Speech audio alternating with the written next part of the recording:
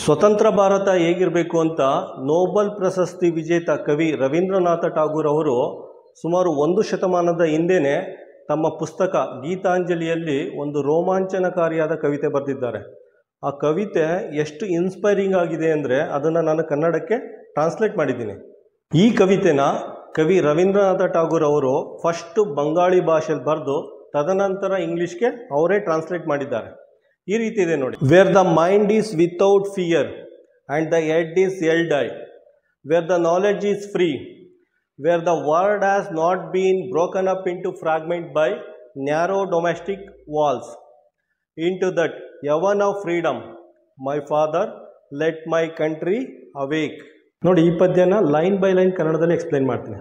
Wear the mind is without fear and the head is held high, ಎಲ್ಲಿ ಭಯವಿಲ್ಲದ ಮನಸ್ಸಿನಿಂದ ತಲೆ ಎತ್ತಿ ಬದುಕುತ್ತಾರೋ.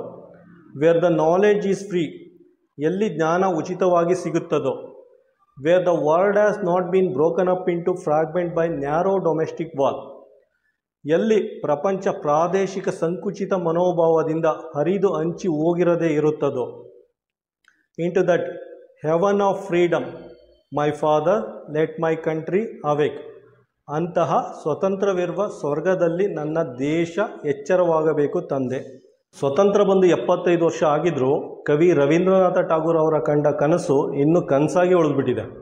ಫಸ್ಟ್ ಲೈನ್ ನೋಡಿ, where the mind is without fear and the head is held, ಭಯವಿಲ್ಲದ ವಾತಾವರಣ ಇನ್ನೂ ಅಚ್ಚಿವಾಗಿಲ್ಲ. ಜನಸಾಮಾನ್ಯರು ಇನ್ನೂ ಅಧಿಕಾರಿಗಳು ರಾಜಕಾರಣಿಗಳಿಗೆ ಎದುರ್ಕೊಂಡೇ ಬದುಕ್ತಾ ಇದ್ದಾರೆ ನಮ್ಮ ದೇಶದಲ್ಲಿ. ಸೆಕೆಂಡ್ ಲೈನ್ ನೋಡಿ, where the knowledge is free, ಶಿಕ್ಷಣ ಉಚಿತವಾಗಿ ಸಿಗ್ತಾ ಇದೆಯಾ? ಅದೊಂದು ವ್ಯಾಪಾರ ಆಗ್ಬಿಟ್ಟಿದೆ ನಮ್ಮ ದೇಶದಲ್ಲಿ, ಶಿಕ್ಷಣ ವ್ಯಾಪಾರ ಆಗ್ಬಿಟ್ಟಿದೆ.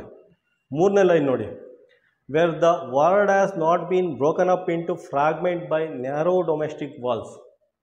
ಇವತ್ತಿಗೂ 21ನೇ ಶತಮಾನದಲ್ಲೂ ನಮ್ಮ ದೇಶದಲ್ಲಿ ಚುನಾವಣೆ ಜಾತಿ, ಧರ್ಮ, ದೇಶ, ಭಾಷೆ, ಜನಾಂಗ ಅದ್ರ ಮೇಲೆ ನಡೀತಾ ಇದೆ. ಇನ್ನೂ ಒಂದು ಹೆಜ್ಜೆ ಮುಂದೆ ಹೋಗ್ಬಿಟ್ಟಿದೆ.